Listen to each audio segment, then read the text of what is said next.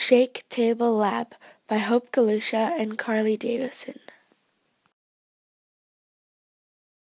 The building restrictions for our tower was that the first and second story had to be 18 centimeters each, which meant that the total height of our tower had to be at least 36 centimeters.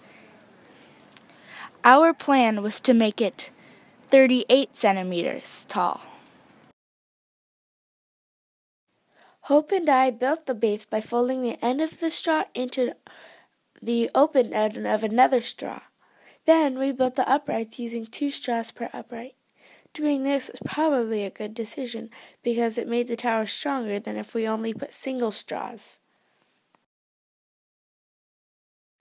Next, Hope and I connected straws to the uprights to make the second story. We also drilled holes in the cardboard base and stuck straws into them to tape to the uprights. When we did this, it made the tower stronger. The next 2 steps were to add cross supports on both levels and to tape paper to the top of both stories. Our strategy was to make the triangles facing opposite directions on every side and to create as much support as possible. The last step was the top of the tower, which was supposed to be creative and original. There was not going to be any weight on top of it, so we didn't have to worry about the strength of the top. Hope and I cut out strips of construction paper and weaved the paper in and out. The dimensions of our tower was that the base was wider than the top. Our base was 19.5 centimeters and our top was 15 centimeters. That means it went in towards the top. For the static testing, Hope and I placed 2 250-gram sandbags on each floor to see the strength of our building. Our building was sturdy on both floors, and the sandbags did not seem to affect the tower. That meant that our tower was strong. To strengthen our building, Hope and I added a support beam in between the first and second floor to make the second floor sturdier. Doing this was a good decision because it would lower the chances of the second floor collapsing. The strongest part of our tower was on the base, in between the corners. There were 4 of these strong points on the base.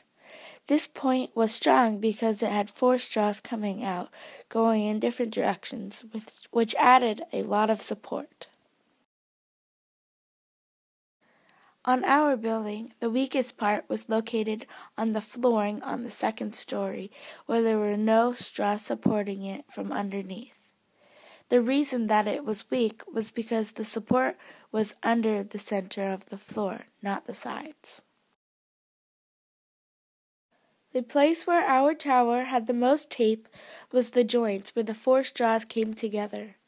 Hope and I's strategy was to use the tape effectively by finding a way to make the joint strong using the least amount of tape possible.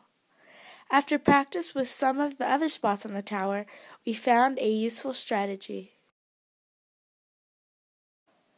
In addition to using straws and tape, we used colored construction paper to make our floors and our top. We cut it into squares to fit the shape of the straws, making the floors. We put our tower on the shake table, and we put several weights on our tower.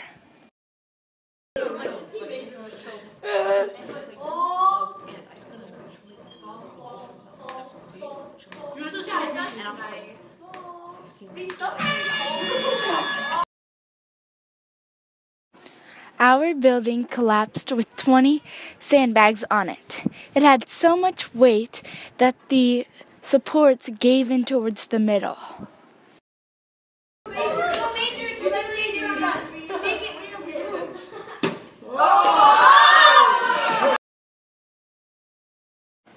The XYZ graph represents the motion of our tower.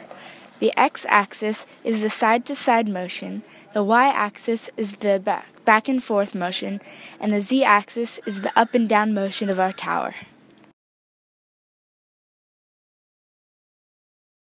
Hi, my name is Karlie Davison, and my partner Hope Kalusha and I will be talking about our Shake Table Lab. Our building held 18 sandbags, and once we put 20 sandbags, it collapsed. Our building fell over because our uprights caved in towards the middle, resulting in our tower falling over. To fix this problem, I would have made X's for our cross supports instead of V's, which would have made our tower a lot stronger.